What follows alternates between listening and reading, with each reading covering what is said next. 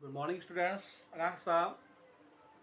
ngasi dagi no ki science ki revision test horni ko. Ado no ki exam ki oiba chapter di chapter number 4, 5, 6 to no ki exam ki chapter oi dini ko. Lakadu ba September ki tang to to di exam si ko. Chapter number kya ba 4, 5, 6 to. Ado no ki exam ni ko. Exam ki syllabus ni anda ki. Ado na ngasi dagi ko na trago di je revision class ni agang sa.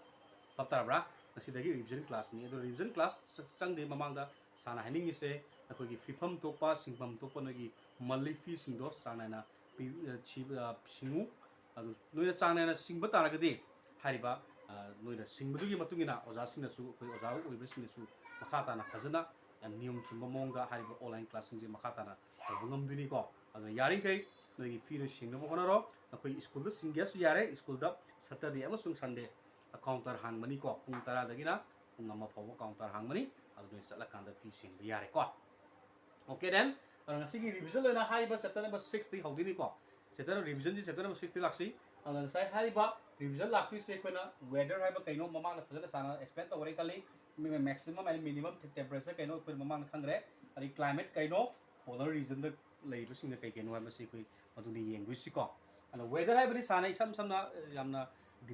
detail na mamang na sana explain to ora bani मधुगी explain तौर video दोनों अमुहना palm तारदी सारा inform तौर पियानी सारा अमुहना upload तौर पिया नत्रगा Sargi YouTube दा NMPS मोरांगाना चंगो हालेबा NMPS मोरांगाय चंग मतमदा चिंखला कांदा सारगी वीडियो मैम लाने लेक्चर वीडियो को अदिनो मतम मतम अपाम्बा चैप्टर की वीडियो न येंग बियानी को अदना हारिबा वेदर हाइबदी कइनो अंगां सा इसम समनी वेदर हाइबदी अइंगा करम अइंगा नोमगी वेबा अइंगा हाइबदी नोमगी वेबा अइंगा सिदा कोइना हारिबा नोमदा ओइरिबा माकी नुसित यावबे सिंगी मनिंग चांग नुसितपगी नुसित अदगी नोंग ताबगी ओबियाय साबगी चांग इंगबगी चांग पुनमाक्से नोमगी वेबा हतारे को मोजि पुलप पुसिला काना खने करि कवि वेदर कवि यानी को मो नोमगी वेबा ओइरिबा अइंगा सादुबु कोइना कइकोबा वेदर कवि अंग समतानी को अदुगा कनवा मैक्सिमम एंड मिनिमम थर्मोमीटर है मैक्सिमम मसु मिनिमम थर्मोमीटर है कदी मस डिवाइस नि कई डिवाइस नो अखोना नोमगी ओइबे याय नता सही मगी ओइबे हप्ता अमगी ओइबे अदु टेम्परेचर ओलिबा खुलाई दुबु नोमगी ओइबे इंगा सा ओइबे हप्ता अमगी ओइबे इंगा सा ओइबे था अमगी इंगा सा ओइबे अदु ओलिबा खुलाई दुबु खोनि कोइ मैक्सिमम एंड मिनिमम थर्मोमीटर ममांगदा चैप्टर नंबर 4 सु हाइग्राफनी को अदुगा क्लाइमेट हाइबसने कइनो गांसा क्लाइमेट हाइबदी कइनो मारी के दौरे सही मंगा की भी है इन ममंग है कि सही 10 की भी है सही 15 की भी है अदुगी पुला पुला मागी एवरेज माई नोमगी ओबा इंगा सामयम दो पुला पुनसिल कांदा नोंजु था नोंग सुबगी चांग ओबी है अदि इंगबगी चांग ओबी है साबगी चांग ओबी है मुझे पुला पुनसिल कांदा एवरेज ओना मागी टोटल मागी नुमित तुना डिवाइड तोर कांदा मदुली पुथोक एवरेज तुबुने कोना क्लाइमेट है सो क्लाइमेट का कनागा वेदर का याम कने क्लाइमेट है बनी सही मंगा के सही अमगी बे था अमगी बे सही 15 की बे मागी ओइबा अइंगा सादो कोना क्लाइमेट कवी वेदर है बदिना ngasi नोमगी ओइबा अइंगा सादो कोना वेदर कवी को मदुगी डिफरेंस तो खंगा दबनी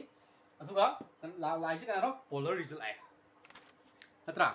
पोलर रीजन जिरा हाइजे पोलर रीजन है याम इंग मफम दि आइदा ममांग सु -37 हाइब्रा कनो बाय 32 37 डिग्री सेल्सियस नि लरिजे पोलर रीजन जे इंग बिचांग को अदा पोलर रीजन लरिबा माय एनिमेल खरा ममिंग हाइबा तादी एग्जांपल कना कना हाइबि आइ याक हाइबि आइ पोलर बियर हाइबि आइ अरेगी मिन्स हाइबि आइ अरे यूरेंस आर्टिक फॉक्स को मैम मा साना परिंगरमी ममांग दो को फॉक्स आदि कोई लंबी दो अदा मोय सिंजे कदबा मोय मत्तु जे am थाय हाइबनि आइना सु हाइगरे को मत्तु जे am थाय मोय सि को कइदमक conserve heat conserve तो नबी मोय कदबा आई जगह द लेबो उन मारता स्नो जगह द लेबनिना मोय heat मोय मसाई heat से conserve तो नबी दमनी मोय मत्तु अंग मत्तु am था थाना पाली तो को अदु कहेरे polar bears सिंजे कोइना माय मत्तु जे am ngoi हाइगरनि polar bears have white fur this help him blend with white surrounding and kari not be noticed by their predators haibani aduga magi saigi sachada amsing अरे पोलर बेयर्स की सान हाइगे तो कहेगे पोलर बेयर्स की मुझे Kadwa massage मतु से कदवी white नी मुझे snow the Zaki snow जो white नी snow सकी मतन द मुझे कदवा मतु जो कताई ब्लेंडेड दी रेसेंबल है बनी सान लोइना ममांग इरग काफोखरबनी को मतु नाइन सु हाइग्रे सान नु यूट्यूब चंगो यूट्यूब सारगी NMPS मोयांग चंगा कांदा साइंस की वेबम नि म्याम थोरानी को अदु येंबियानी अदु ngasai हाइबा पेंगुइन हैबी है मु पेंगुइन से मुझे कदवा सान हाइगे दो ꯃꯣꯏꯗꯤ ꯄꯥꯏꯕ ꯉꯝꯗꯦ ꯃꯣꯏꯗꯤ ꯏꯔꯣꯏꯕꯗ ꯒꯨꯗ ꯁ꯭ꯋꯤꯃꯔ ꯑꯣꯏ ꯅꯠꯇ꯭ꯔꯅꯦ ꯃꯣꯏꯗꯤ ꯀꯩ ꯆꯥꯕ ꯐꯤꯁ ꯆꯥꯔꯒ ꯂꯩ ꯍꯥꯏꯈ꯭ꯔꯕꯅꯤ ꯌꯥꯔꯦꯀꯣ ꯑꯗꯣ ꯄꯣꯂꯔ ꯔꯤꯖꯟꯁꯤꯗ ꯑꯩꯈꯣꯏꯅ ꯑꯃꯨꯛ ꯌꯦꯡ ꯌꯥꯔꯤꯁꯤ ꯑꯦꯛꯖꯥꯝꯄꯜꯗ ꯀꯅꯥ ꯌꯦꯡꯕ ꯌꯥꯏ ꯋꯦꯜꯒꯨꯝꯕ ꯁꯤꯜ ꯄꯦꯡꯒꯨꯏꯜ ꯄꯣꯂꯔ ꯕꯤꯌꯔ ꯃꯣꯏꯁꯤꯡꯁꯦ ꯃꯇꯨ ꯌꯥꯝ ꯊꯥꯏ ꯍꯥꯏꯕꯅꯤ ꯑꯩꯅ ꯍꯥꯏꯈꯤꯕꯗꯨꯀꯣ ꯃꯇꯨ ꯊꯥꯏ ꯑꯗꯨꯒ ꯃꯣꯏ ꯐꯦꯠꯁꯨ ꯌꯥꯝ ꯊꯥꯏ ꯃꯣꯏ ꯐꯦꯠꯁꯦ ꯑꯟꯗꯔ ꯗ ꯁ꯭ꯀꯤꯜ ꯌꯥꯔꯦꯀꯣ ꯑꯗꯨꯅ ꯃꯔꯝ ꯀꯩꯗꯧꯔꯦ ꯃꯣꯏ ꯃꯇꯨ ꯊꯥꯕ ꯑꯃꯁꯨꯡ ꯐꯦꯠ ꯃꯣꯏ ꯁꯥꯗꯣꯡ ꯁ꯭ꯀꯤꯜ ꯌꯥꯝ ꯊꯥꯕꯁꯤꯅ ꯀꯩꯗꯧꯔꯦ this protect them from the cold and act as store of food in winter when food is scarce ꯍꯥꯏꯕ ꯑꯗꯨꯅ ꯀꯩꯗꯧꯔꯦ ꯑꯃꯨꯛ ꯃꯣꯏꯁꯦ ꯉꯁꯥꯏꯒꯤ ꯏꯪꯕ ꯋꯤꯟꯇꯔꯒ ꯌꯧꯔꯛ ꯇꯥꯔꯗꯤ ꯄꯣꯂꯔ ꯕꯤꯌꯔ ꯉꯁꯥꯏꯒꯤ ꯄꯣꯂꯔ ꯔꯤꯖꯟꯁꯤꯗ ꯋꯤꯟꯇꯔ ꯌꯧꯔꯛ ꯇꯥꯔꯗꯤ ꯃꯣꯏꯁꯦ ꯀꯩꯗꯧꯕ ꯀꯩꯅꯣ ꯇꯥꯔꯦꯅꯦ ꯃꯣꯏ ꯑꯔꯨꯝꯕ ꯈꯤꯇꯪ ꯃꯣꯏꯒꯤ ꯇꯦꯝꯄꯔꯦꯆꯔꯗꯨ ꯆꯥꯟꯅꯕ ꯑꯗꯨꯒ ꯃꯣꯏꯒꯤ ꯉꯁꯥꯏꯒꯤ ꯁꯥꯕꯗꯨ ꯈꯤꯇꯪ ꯐꯪꯕ ꯉꯝꯅꯕꯒꯤꯗꯃꯛ ꯃꯣꯏꯁꯦ ꯀꯩꯀꯩ ꯇꯧꯔꯛꯀꯗꯣꯏꯅꯤ ꯑꯩꯈꯣꯏ ꯄꯦꯡꯒꯨꯏꯟ ꯑꯣꯏꯕ ꯌꯥꯏ ꯑꯃ ꯑꯣꯏꯕ ꯌꯥꯏ ꯃꯣꯏ ꯊꯤꯔꯛꯀꯗꯣꯏꯅꯤ ꯃꯆꯤꯟꯖꯥꯛ ꯆꯥꯕ ꯊꯣꯛꯄꯒꯤ ꯇꯥꯟꯖꯥ ꯐꯪꯗꯕ ꯌꯥꯎꯔꯛꯀꯗꯣꯏꯅꯤ ꯑꯗ ꯃꯣꯏꯁꯤ ꯀꯩꯗꯧꯕ ꯃꯣꯏꯒꯤ ꯐꯦꯠꯇ ꯌꯥꯎꯔꯤꯕꯁꯤꯡꯁꯦ ꯃꯣꯏꯁꯤ ꯀꯩꯗꯧꯕ ꯑꯗꯨ ꯃꯇꯝꯗ ꯁꯤꯖꯤꯟꯅꯩ ꯍꯥꯏꯕꯅꯤꯀꯣ ꯍꯥꯏꯕꯔꯅꯦꯁꯟ ꯑꯦꯟ ꯀꯅꯥ migration and other way to kari coping with cold storage of kana food during winter sana ini so maung sai re kai hai gre sai bat hai be cham jana ba sing jam pham da pai thok ba to yem ni udam na ai ma mafam dagi mai ai ma mafam dagi lairamba sai kanu se polar region lairamba usek sa makhoi gi winter matam da sa tai ko mui winter matam da atopa country da pai thorakani hadi han inga leibu da amu da winter la ta da amu inga dro adun mar mo da atopa जगह मोई पाथोरकने बता पाथोरकान मोई adaptation लेरी मफम दुगीदवा मागी temperature मागी कनो spring season है spring season मोई पाथोरने बता मखा येंगे साई सारे क्रेनगुम्बदो को उचेक क्रेनगुम्बसे मोई माइग्रेट तौरे नत्रने अतोप मागी साई विंटर बदम लाकान मोई अतोपद पाइथोखरानी मोई स्प्रिंग मतमदना मुक साई खुदबना इंडिया पाइसले खलसी क्रेन से इंडिया पाइसले को मोई विंटर मतमदा अरे विंटर मतम रे कादा कदा मोई विंटर मतम मोई स्प्रिंग मतमदा कदा पाइथोखन मोई हानि फमदा अमु लेयेबको अना कोइना मोई येंग जारी से कना येंग यारे ngasa सा लोरे एक्सप्लेन फजन तौग्रबनी को ज्ञान तान तौग्रबनी नोई येंगजरो अदो साना जुम तिरेजर रिविजन क्लास नि को ट्रॉपिकल रेन फॉरेस्ट हाबनी ट्रॉपिकल रेन फॉरेस्ट तना कई तौगे दु यो येंगसी को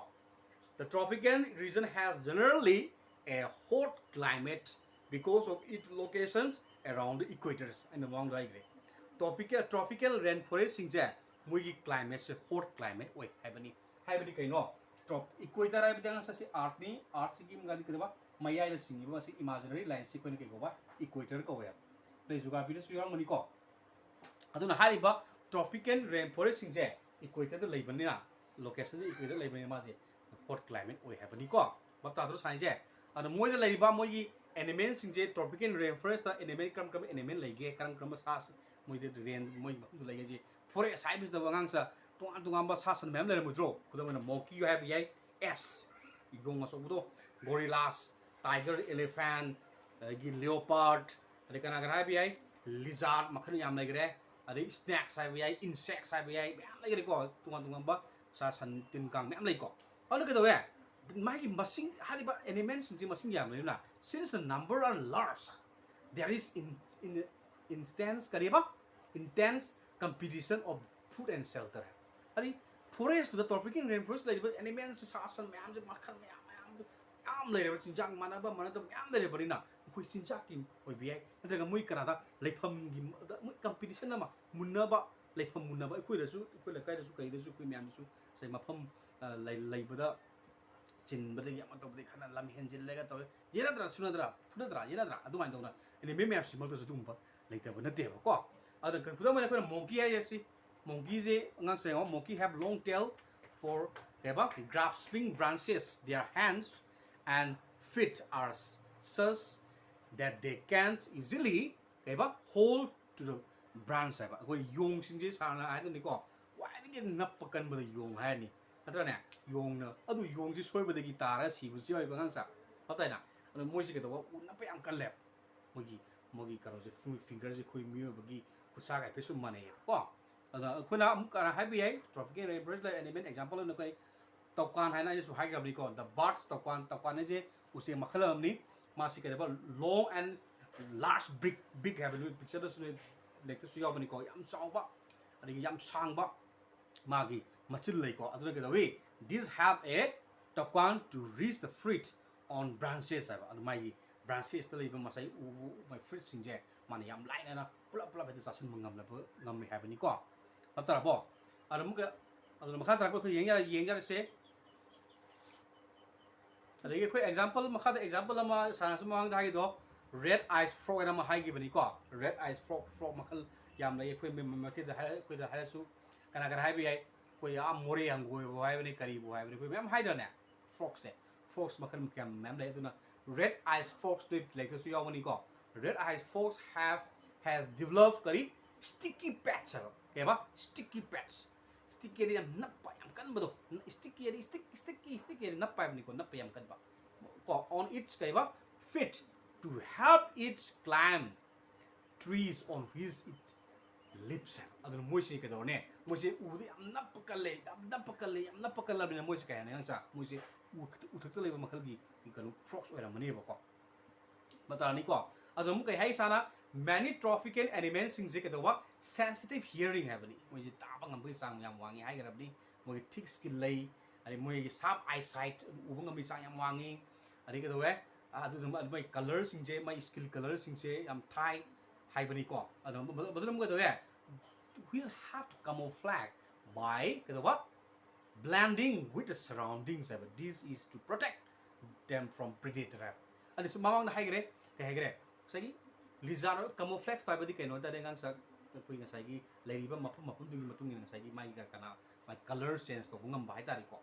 sagi blending ani manhan ba resemble oi ba mai color du resemble oi la kan sagi mai predator di protect do khudam na ko na sai kai hai si tiger na sai kui yellowy mai color si yellowish ni ka tiger gi masu da seng ba suppose ko marang lai mem lai ada moi se sai gi hanu akoi akang ba kui pugang kang ba akoi phau pam ba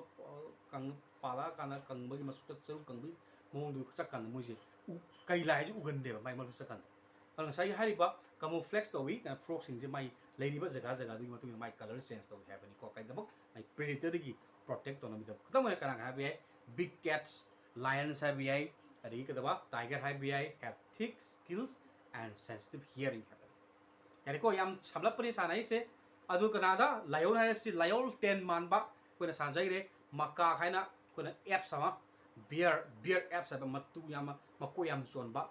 ko yong ma le ha bani to fiken moji kai phange ba rainforest of western ghat phange ha bani yani ko adu magi kai ba silver white si matu sa chon bu le lek su yo bani ko yong ma si silver white masu sa to bu adu na ke do re mai makuk to round to kana ma how every matu to ko ano ke do re it is good climber high bi gong bear apps se u ka bu yam hai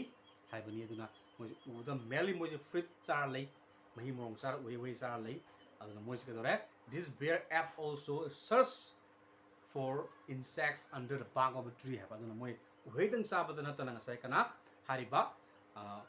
Canada u gi ba ka di maku ha bani ma u da yori ba le na ba tin kang me am sa ki ha bani maram mo da mo si mata bu mo da u thak le bani mo si ground la ko se yam tang na thui ha bani ko aduna iroi loi buda se chapter si iroi loi buda khona sanai do elephant gi wari ma last ta san to gi ni ko elephant sing ke do wi my condition kha lai mai rainforest ta lai na bi da ma gi trang manaton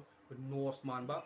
elephant do gi nose man ma to sang ma lai ha bani hai da ne because of which it has a strong sense of kana smell sa ba du mai ma to sang do ma mai manam ji am kan namba khang ma ngam ha bani ko adu na te mo gi masingjak sing ji lakhot pak pick up to ko sunga masai mana to ju mateng pang hai gi bani ko adu nga sai gi magi maya sang ba ani musu lei bani ango ba maya sang ani musu lei bani ko adu modify to lei adu na ke do moina sari ba sinjak mayam du mai maku khok pani kang de kai ni kang di adu lafu da ga lafu moina pam do maku do moina khotok pani kang di adu ma da sai gi maya da mateng pang ha bani ko adu ke do moi gi mana apak pa la pa lei bani they have two large ears ha bani ko adu mai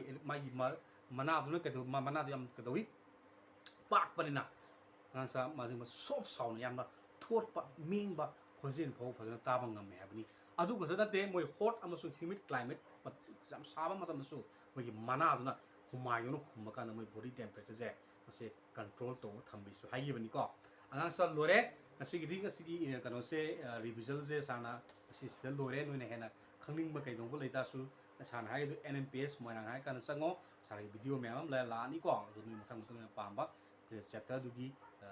yang kan ni khang biai nataga sarda hafte na hanga ke nataga sar tana ge ha su ya gani ko ngasi di matang swai lo silaji until then have a nice day